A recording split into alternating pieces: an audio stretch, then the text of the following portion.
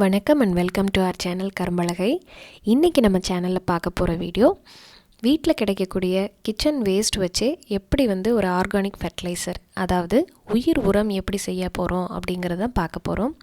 வாங்க வீடியோக்குள்ளே போகலாம். வீடியோக்குள்ளே போகிறதுக்கு முன்னாடி நம்ம சேனல் கரும்பலகைக்கு லைக் பண்ணுங்கள், ஷேர் பண்ணுங்கள், சப்ஸ்கிரைப் பண்ணுங்கள். இந்த உரம் செய்வதற்கு தேவையான பொருட்கள் வெங்காயத்தோல், முட்டை ஓடுகள், அப்புறம் தேங்காய் நார். இந்த 3 பொருட்களையும் கிடைக்கும் போதெல்லாம் அப்பப்போ சேகரித்து எடுத்து வச்சுக்கோங்க. இப்போது ஒரு மிக்சர் ஜாரில் இந்த வெங்காயத்தோல், தேங்காய் நார் மற்றும் முட்டை ஓடுகள் இந்த 3ஐயுமே ஆட் பண்ணி ஒரு கோர்ஸ் பவுடராக கிரைண்ட் பண்ணி எடுத்துக்கலாம். நம்ம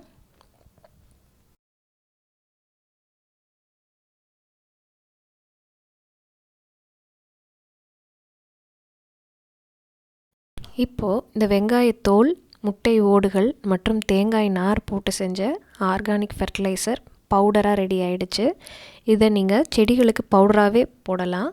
இப்போது என்னோடய செடியில் கொஞ்சம் பூச்சி தொல்லைகளும் அதிகமாக இருக்குது. அதனால் நான் கொஞ்சம் வேப்பெண்ணெய் இந்த மிக்ஸ்சர் கூட கலந்துக்கிறேன். இந்த மாதிரி நல்லா மிக்ஸ் பண்ணிக்கோங்க. அந்த பவுடர் ஃபுல்லாகவே க்ரீஸ் ஆகிற மாதிரி மிக்ஸ் பண்ணிக்கோங்க. இந்த ஆர்கானிக் உரக்கலவை இப்போ நம்ம உருண்டைகளாக பிடிச்சி ரெடி பண்ணிட்டோம். இந்த உரக்கலவையை 1 மாதத்துலேருந்து 2 மாதங்கள் வரைக்குமே நீங்கள் ஸ்டோர் பண்ணி வச்சுக்கலாம்.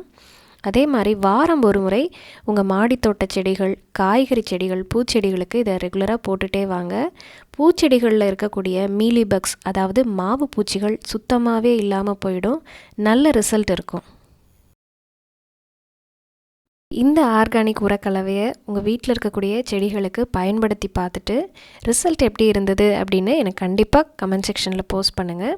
இந்த தகவல் உங்களுக்கு பயனுள்ளதாக இருக்கும்னு நினைக்கிறேன். மீண்டும் ஒரு நல்ல பதிவோடு உங்களை சந்திக்கிறேன். தேங்க்ஸ் ஃபார் வாட்சிங் கரும்பலகை சேனல். நன்றி, வணக்கம்.